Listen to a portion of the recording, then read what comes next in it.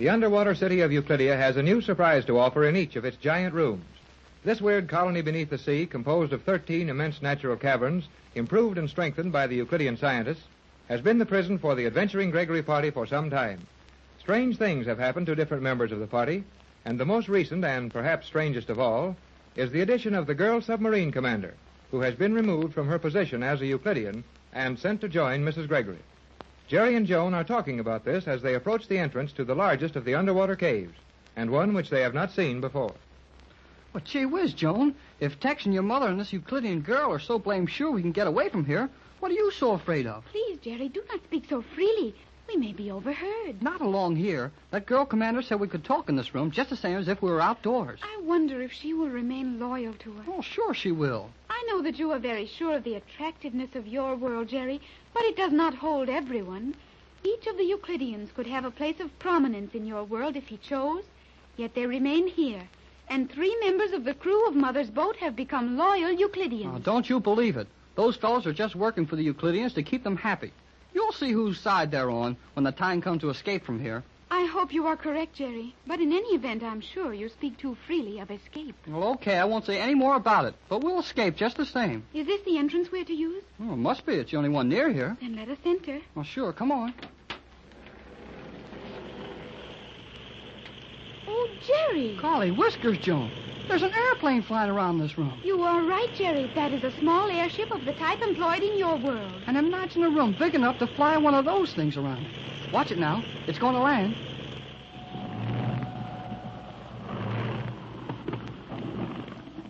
Jerry, there is no one in that plane. There ain't what? Not ain't. No, isn't either. You're right.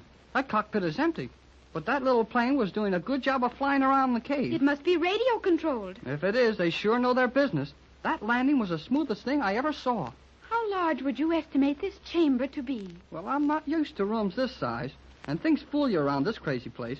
But I'll bet it's at least 2 miles across and pretty near a mile high. That would be my estimate, too. Oh, wonder they can fly airships in here. But why are they doing it? I should say that was obvious. They are testing the plane in some manner. Well, sure they are. But why test a thing like that? Well, they've got rocket planes here that will go 1,000 miles an hour. Why would they be playing around with a little old ship like that? That I do not know. Well, I'll bet I'll find out pretty soon. G47 said we could ask as many questions as we wanted to. And here's where I asked some. Of whom are you going to ask them? Yeah, and it might be a good idea to find somebody to talk to. This is the emptiest, lonesomest room I've seen since we came here. There must be someone who was observing and controlling the flight of that small plane. Quiet, Joan. Listen.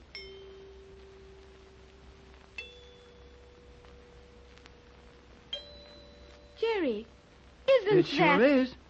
Why, that must be the old guy who experiments with notes of music. What's his name? Octavo. Yeah, that's the fella. He's trying to figure out a note that will bust up something right now, I'll bet. I believe the sound came from behind that steel screen over there. Well, let's try it over and see. Yes.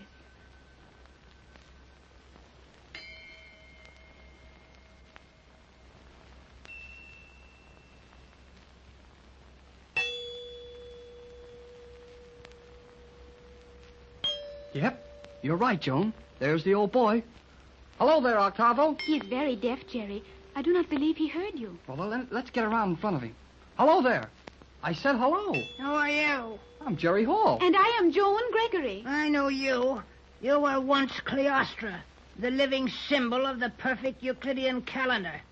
Now you are an outcast. The choice was mine. The choice of the outcast is usually his own. Hey, look here, mister. We didn't come around here for you to make wisecracks to us. Was there any purpose in your coming? Sure there was. Then state it. I'm busy. We will not interrupt, but G47 gave us permission to visit various parts of Euclidia and ask questions regarding anything we did not understand. And there's plenty we don't understand. I can believe that of you. Well, never mind that stuff. Is it all right if we watch what you're doing? If G47 has given his permission, it is not within my province to deny a request. Oh, okay. We won't get in the way. What are you doing? Did you observe the flight of that robot-controlled plane? Yeah? We witnessed the end of a flight as we entered this chamber. I am working with the destructive musical notes, searching for the keynote of the motor in that plane. When I find it, the plane will crash. I should think it would. I will be interested in studying the results. to try it out on real planes in our world someday, huh? Who knows? Well, I don't know, but I've got a pretty good idea. Keep your ideas and hold your tongue. Please, Jerry, we will not be allowed to witness this experiment if you anger Octavo. Oh, okay, I'm shut. I believe I am approaching the correct note. I will send the plane aloft once more. How do you do that? Thales, the master electrician, is operating the controls for me. You may see him in the tower yonder. There he is, Jerry. Oh, I see him, and I don't like him. Jerry, was that not sudden? Sudden? It's worse than that. Well, that little plane just jumped into the air. You will observe the plane. It is flying rapidly, in irregular curves and loops. Watch it intently as I strike a variety of notes on the musical glasses.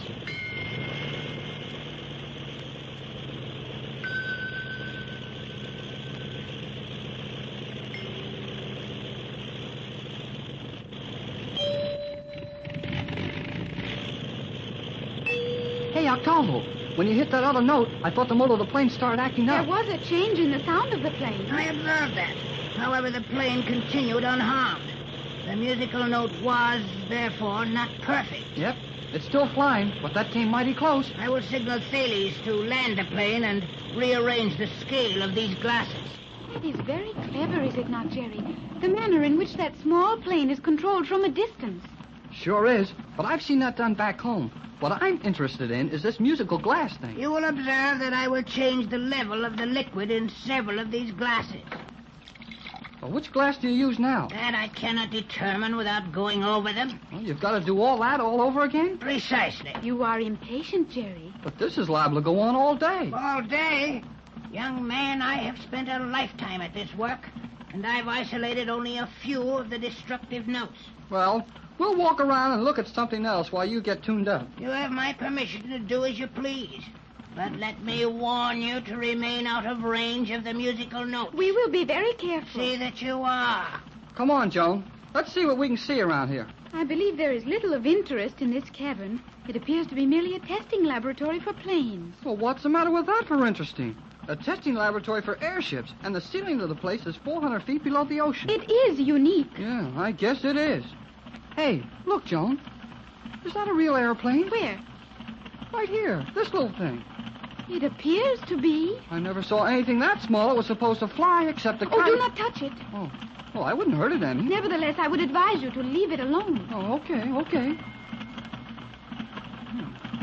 Sounds like Octavo's getting ready to try it again. The little airplane is still standing idly. Well, I guess the old boy knows he hasn't even got a note to close to what he needs. There is the control tower, Jerry. And Thales looks like he's got some fun out of doing something to us. I think that Thales and Cheops are now both very dangerous enemies. And I know they are. G-47 punished both of them for letting that rocket plane crash while Tex and I were along. And they acted like it was our fault. The captain's quick action in saving all of your lives made Cheops and Thales look very foolish. And the Euclideans do not enjoy being the object of ridicule. Well, I don't think anybody does, but it's too late to worry about it now. Did you notice, Jerry, that there are clouds up near the ceiling of this cavern? Clouds? Well, by Jiminy, you're right, Joan. And that's sure something to tell the folks. A room under the ocean so high that it has clouds in it. Of course, the clouds might easily be formed by vapors arising from the damp floor of the cave. Something going on again.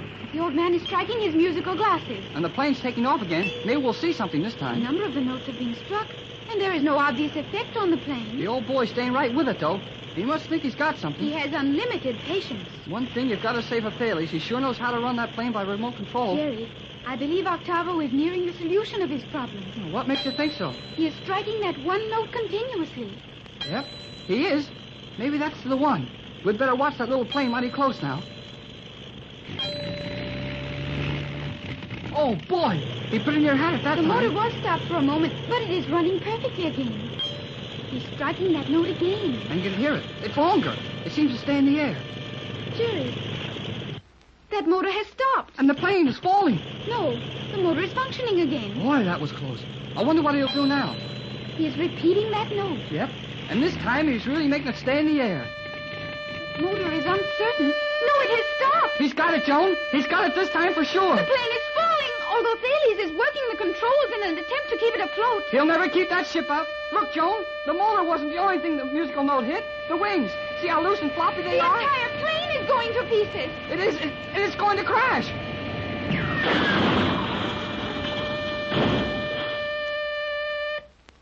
Gee whiz. Oh, Jerry, that was terrifying. I'll say it was.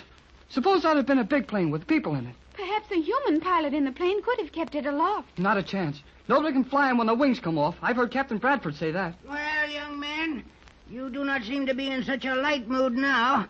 Did you enjoy my little demonstration? No, I didn't enjoy it, but it was good. That was my meaning. Octavo, could you have done the same thing to a larger plane with a human pilot at the controls? Certainly. Probably with less effort. Well, what are you going to do with that thing? Can you not imagine the effect such a demonstration would have on your country, for example? Gee, you wouldn't dare do anything like that. That is a foolish remark.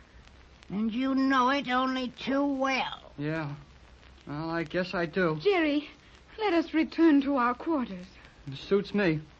And if we've got to see things like this all the time, well, I'd just as soon not do any more looking around.